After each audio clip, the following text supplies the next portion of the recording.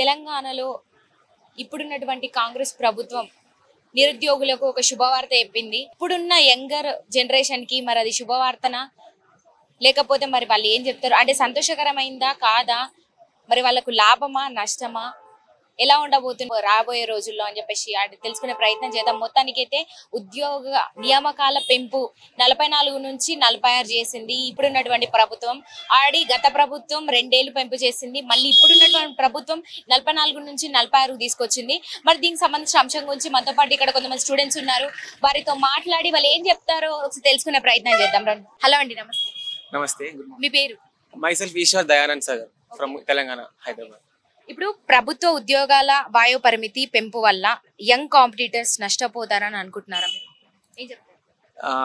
First thing, it's my personal opinion, no offence for everyone. Personally I feel it's actually a government's failure for not be able to conduct. So personally ఏమనుకుంటానంటే అది government యొక్క failure. Youth తప్పు కాదు, elders తప్పు కాదు, బార్డర్లో ఉన్న వాళ్ళది. నేను ఏమనుకుంటున్నా అంటే it's actually a good thing for the people who are on the border 44, 43లో ఉన్న వాళ్ళకి.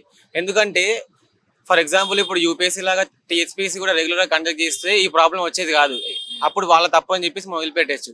బట్ గవర్నమెంట్ యొక్క ఫెయిల్యూర్ వల్ల బార్డర్లో ఉన్న వాళ్ళకి ప్రాబ్లం అవుతుంది. యూత్కి లాసే ఒక రకంగా. బట్ పర్సనలీ ఐ ఫీల్ వాళ్ళకి అట్లీస్ట్ ఛాన్స్ ఉంది మళ్ళీ నెక్స్ట్ ఇయర్ ట్రై చేసుకోనికి. కానీ బార్డర్లో ఉన్న వాళ్ళకి ఏంటంటే వాళ్ళకి ఛాన్స్ లేదు, ఇంకా అది లాస్ట్ ఆప్షన్ అయిపోద్ది. సో పర్సనల్ ఒపీనియన్ వచ్చేసి I'm agreeing for this, I'm ahead for this, I'm supporting. ప్రభుత్వ ఉద్యోగాలు అర్హత వాయు పరిమితి పెంచడంతో రానున్న రోజుల్లో ఎలాంటి లాభాలు అదే విధంగా నష్టాలు జరుగుతాయి అనుకుంటున్నారు? నష్టాలు వచ్చేసి యాజ్ యూజువల్ యూత్ స్ట్రైక్స్ చేయడం అట్లాంటివి ఉంటాయి. లాభాలు వచ్చేసి ఆ బార్డర్లో ఉన్న వాళ్ళకి నెక్స్ట్ అటెంప్ట్ ట్రై చేసుకుంటే వాళ్ళకి లైఫ్ సేవ్ అవుతుంది. యూత్ కి లాసే, బట్ నెక్స్ట్ ఇయర్ వాళ్ళు ట్రై చేసుకోవచ్చు. సేమ్ ఇదే ర్యాప్ అవుతుంది, ఇదే కాన్ఫిడెన్స్ అని వాళ్ళు నెక్స్ట్ ఇయర్ కొట్టచ్చు.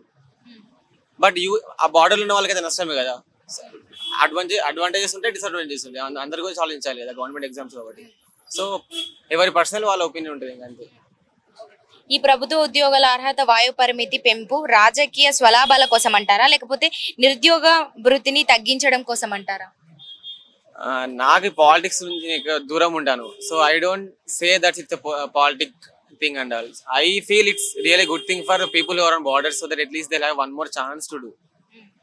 And also it depends on our personal. ఇప్పుడు నేను ఇలా అనుకుంటున్నాను అని చెప్పేసి అందరూ ఇలా అనుకోరు కదా, ఒక్కొక్కరికి ఒక ఒపీనియన్ ఉంటుంది. నా ఒపీనియన్ వచ్చేసి ఇట్స్ గుడ్ థింగ్. గతేడాది కేసీఆర్ ఉద్యోగ నియామకాల వాయు పరిమితిని 34 నుంచి 44కు పెంచారు. ఇప్పుడు కొత్తగా 2 ఏళ్లు పెంచడంలో అర్థం ప్రభుత్వ ఉద్యోగ నియామకాలు ఇప్పట్లో లేనన్నట్లేనగా.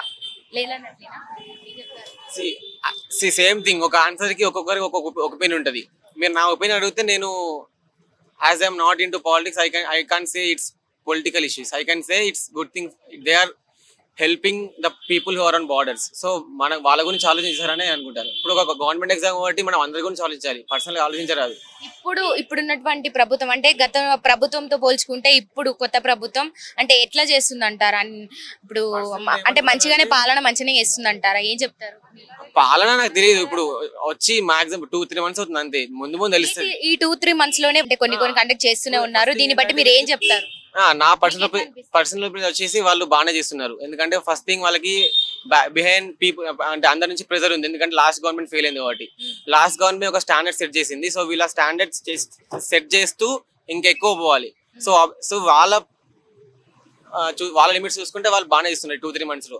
ముందు ఎలా ఉంటారో మనకు తెలియదు. But personally I feel in this 2-3 months they are doing their best. Hello అండి, నమస్తే. నమస్తే అండి, లావణ్య. సో ప్రభుత్వ ఉద్యోగాల వాయు పరిమితి పెంపు వల్ల యంగ్ కాంపిటీటర్స్ నష్టపోతారని అనుకుంటున్నారా మీరు?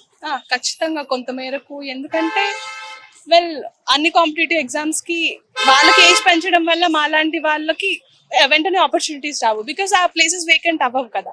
సో అందువల్ల వాళ్ళకి పెంచడం వల్ల we're going to write those కదా. కాబట్టి మాకు కొంచెం నష్టమే ఉంటుందని చెప్పొచ్చు.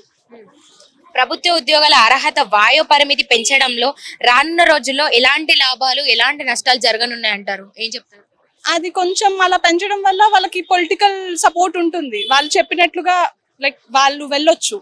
కైండ్ ఆఫ్ అది పొలిటికల్ క్రైసిస్ అయ్యే ఛాన్సెస్ ఉందని నాకు అనిపిస్తుంది. కైండ్ ఆఫ్ ఈ ప్రభుత్వ ఉద్యోగాల అర్హత వాయు పరిమితి పెంపు రాజకీయ స్వలాభాల కోసం అంటారా లేక నిరుద్యోగ వృత్తిని తగ్గించడం కోసం అంటారా? కొంత మేరకు అది రాజకీయాల కిందకే నేను లెక్క కడతాను. ఇంకా మిగతాది మేబీ ఎక్స్పీరియన్స్డ్ క్యాండిడేట్స్ అయ్యుండి వాళ్ళు ఇంకా మంచిగా గవర్నెన్స్ చేస్తారు అనే అవకాశంలో ఉంటే అది కూడా నిరుద్యోగ భృతిని కూడా తగ్గించవచ్చు. ఆల్రెడీ గతేడాది కేసీఆర్ ఉద్యోగ నియామకాలు వాయు పరిమితి 34 నుంచి 44 పెంచారు. ఇప్పుడు కొత్తగా 2 ఏళ్లు పెంచడంలో అర్థం ప్రభుత్వ ఉద్యోగ నియామకాలు ఇప్పట్లో లేనన్నట్లేనా? ఏం చెప్తారు? దాని ప్రకారంగా చూస్తే లేనట్టే కదా. ఈ గ్రూప్స్ పడేదే మాకు ఎప్పుడో మొన్నటి వరకు గోల చేస్తేనే ఇప్పటికి మాకు నోటిఫికేషన్స్ రిలీజ్ అయ్యాయి.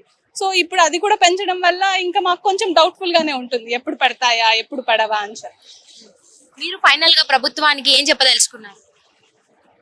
ఏ డెసిషన్ తీసుకున్నా సమ్వాట్ కన్సల్ట్ అయ్యి తీసుకుంటే, like hear out our voices, మా మాటలు కూడా వినండి, మేమేమనుకుంటున్నాం కూడా తెలుసుకుంటే అది కొంచెం బెటర్ గా అనిపిస్తుంది అని నేను అనుకుంటున్నాను. గత ప్రభుత్వం ఎట్లా అనిపించింది, ఇప్పుడు కొత్త ప్రభుత్వం ఎట్లా అనిపిస్తుంది? ఇంకా ప్రభుత్వం తన పనుల్ని చర్యలు చేపట్టలేదు కదా, కొంత చూసిన తర్వాత ఆ మేరకు మేము ఏదైనా నిర్ణయించుకోవడానికి అవకాశం ఉంటుంది. Thank you so much. Hello అండి, నమస్తే. నమస్తే మేడం. మీరు ఏం చేస్తుంటారు? నేను గ్రూప్ 2 ప్రిపరేషన్ అండి. ఇప్పుడు ప్రభుత్వం అంటే నిరుద్యోగులకు ఒక శుభవార్త చెప్పింది, దాని గురించి మీకు తెలిసి ఉంటుంది. ఓకే. ఇప్పుడు ప్రభుత్వ ఉద్యోగుల వాయు పరిమితి పెంపు వల్ల యంగ్ కాంపిటీటర్స్ నష్టపోతారని అనుకుంటున్నారా మీరు? ఆల్రెడీ ఇప్పుడు ఎంప్లాయీస్ ఉంటారు కదా, వాళ్ళకి ఇప్పుడు ఎలిజిబిలిటీ వస్తుంది కదా, ఆ విధంగా నష్టపోతారు కదా. ప్రభుత్వ ఉద్యోగాల వాయు పరిమితి పెంపు వల్ల యంగ్ కాంపిటీటర్స్ నష్టపోతారని మీరు అనుకుంటున్నారా? ఏం చెప్తారు? ఖచ్చితంగా నష్టపోతారు. ఎందుకంటే 3 years పెంచారు. 3 years పెంచడం వల్ల ఇప్పుడు సపోజ్ పోలీసులు ఉంటారు, వేరే ఎంప్లాయీలు వాళ్ళందరూ ఉంటారు. 57 years ఉన్న ఒక 30 years ఉద్యోగం చేసిన వాళ్ళకి ఒక 1,50,000 ఉంటాయి సార్లు. ఆ 1,50,000 పెట్టి కొత్త వాళ్ళు 3-4 వస్తారు కొత్త. వాళ్ళు పెంచడం వల్ల రాష్ట్రానికి నష్టమే. ప్రభుత్వ ఉద్యోగాల అర్హత వాయు పరిమితి పెంచడంతో రానున్న రోజుల్లో ఎలాంటి లాభాలు అదేవిధంగా నష్టాలు జరుగుతాయనుకుంటున్నారు? నెక్స్ట్ పరిపాలనలోకి మామూలుగా యంగ్ జనరేషన్ వస్తుంది కదా, వాళ్ళు కొంచెం ఎఫెక్టివ్ గా వర్క్ చేయడానికి ఆస్కారం ఉంటది. సరే, ఈ ప్రభుత్వ ఉద్యోగాల అర్హత వాయు పరిమితి పెంపు రాజకీయ స్వలాభాల కోసం అంటారా, లేక నిరుద్యోగ భృతిని తగ్గించడం కోసం అంటారా? రెండూ ఉన్నాయండి. రాజకీయ స్వలాభం ఉంది, నిరుద్యోగ వృత్తి తగ్గించడం కోసం కూడా ఉంది. ఆల్రెడీ గతేడాది కేసీఆర్ ఉద్యోగ నియామకాల వాయు పరిమితిని 34 నుంచి 44 పెంచారు.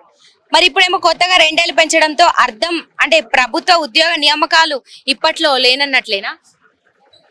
మాక్సిమం ఈ సంవత్సరం అంతేనండి. నెక్స్ట్ ఇంకా అన్ఎంప్లాయ్మెంట్ రేటు ఎవరికి కావాలి? మామూలుగా యంగర్స్కే కావాలి. వాళ్ళు ఇప్పుడు చాలా మంది ఉన్నారు. ఇప్పుడు వీళ్ళు పెంచడం వల్ల వచ్చిన ఉద్యోగాలే మళ్ళీ వీళ్ళకే వస్తాయి కానీ మిగతా వాళ్ళకి రావు కదా. సో ఆ విధంగా నష్టపోతారు కదా. హలో అండి, నమస్తే. నమస్తే అండి, లావణ్య. సో ప్రభుత్వ ఉద్యోగాల వాయు పరిమితి పెంపు వల్ల యంగ్ కాంపిటీటర్స్ నష్టపోతారని అనుకుంటున్నారా మీరు? ఖచ్చితంగా కొంత మేరకు. ఎందుకంటే అన్ని కాంపిటేటివ్ ఎగ్జామ్స్ కి వాళ్ళకి ఏజ్ పెంచడం వల్ల మాలాంటి వాళ్ళకి వెంటనే ఆపర్చునిటీస్ రావు, బికాస్ ఆ ప్లేసెస్ వేకెంట్ అవ్వవు కదా. సో అందువల్ల వాళ్ళకి పెంచడం వల్ల we're going to write those కదా, కాబట్టి మాకు కొంచెం నష్టమే ఉంటుందని చెప్పొచ్చు.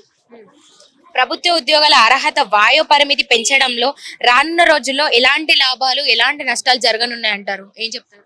అది కొంచెం అలా పెంచడం వల్ల వాళ్ళకి పొలిటికల్ సపోర్ట్ ఉంటుంది, వాళ్ళు చెప్పినట్లుగా లైక్ వాళ్ళు వెళ్ళొచ్చు. కైండ్ ఆఫ్ అది పొలిటికల్ క్రైసిస్ అయ్యే ఛాన్సెస్ ఉందని నాకు అనిపిస్తుంది. కైండ్ ఆఫ్ ఈ ప్రభుత్వ ఉద్యోగాల అర్హత వాయు పరిమితి పెంపు రాజకీయ స్వలాభాల కోసం అంటారా, లేక నిరుద్యోగ భృతిని తగ్గించడం కోసం అంటారా? కొంత మేరకు అది రాజకీయాల కిందకి నేను లెక్క కడతాను. ఇంకా మిగతాది మేబీ ఎక్స్పీరియన్స్డ్ క్యాండిడేట్స్ అయ్యుండి వాళ్ళు ఇంకా మంచిగా గవర్నెన్స్ చేస్తారు అనే అవకాశంలో ఉంటే అది కూడా నిరుద్యోగ భృతిని కూడా తగ్గించవచ్చు. ఆల్రెడీ గతేడాది కేసీఆర్ ఉద్యోగ నియామకాలు వాయు పరిమితి 34 నుంచి 44 పెంచారు. ఇప్పుడు కొత్తగా 2 ఏళ్లు పెంచడంలో అర్థం ప్రభుత్వ ఉద్యోగ నియామకాలు ఇప్పట్లో లేనన్నట్లేనా? ఏం చెప్తారు? దాని ప్రకారంగా చూస్తే లేనట్టే కదా. ఈ గ్రూప్స్ పడేదే మాకు ఎప్పుడో మొన్నటి వరకు గోల చేస్తేనే ఇప్పటికి మాకు నోటిఫికేషన్స్ రిలీజ్ అయ్యాయి. సో ఇప్పుడు అది కూడా పెంచడం వల్ల ఇంకా మాకు కొంచెం డౌట్ఫుల్ గానే ఉంటుంది, ఎప్పుడు పడతాయా ఎప్పుడు పడవా అని చెప్పి. మీరు ఫైనల్ గా ప్రభుత్వానికి ఏం చెప్పదలుచుకున్నారు? ఏ డెసిషన్ తీసుకున్నా సమ్వాట్ కన్సల్ట్ అయ్యి తీసుకుంటే, like hear out our voices, మా మాటలు కూడా వినండి, మేమేమనుకుంటున్నాం కూడా తెలుసుకుంటే అది కొంచెం బెటర్ గా అనిపిస్తుంది.